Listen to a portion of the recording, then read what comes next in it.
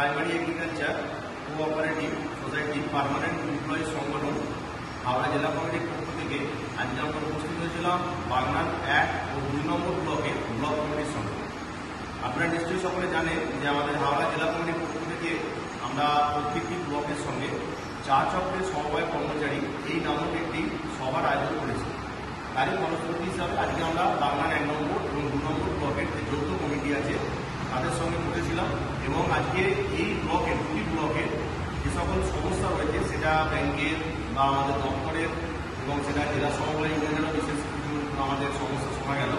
সেইটা নিয়ে আমরা আলোচনা করলাম এবং কিছু বিষয় যেগুলি ব্লকগতভাবে মেটানো সম্ভব সেটা আমাদেরকে বলা হয়েছে ব্লকের পক্ষ থেকে সমাধান করার জন্য,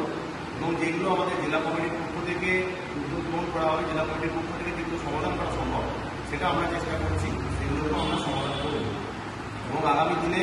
আমাদের মূল উদ্দেশ্য আমাদের যে পে স্কেল, সেই পে স্কেলের লড়াইয়ে আমাদের পশ্চিমবঙ্গ রাজ্য কমিটির পক্ষ থেকে যে দায়িত্ব দেওয়া হবে আমাদের হাওড়া জেলা কমিটিকে, সেই হাওড়া জেলা কমিটির পক্ষ হতে আমাদের এই বাংলা 1 ব্লক তারা সর্বতভাবে আমাদের সঙ্গে সহযোগিতা করবেন এই আশা আমরা রেখেছি এবং ওনারাও আমাদেরকে সেই আশা দিয়েছেন।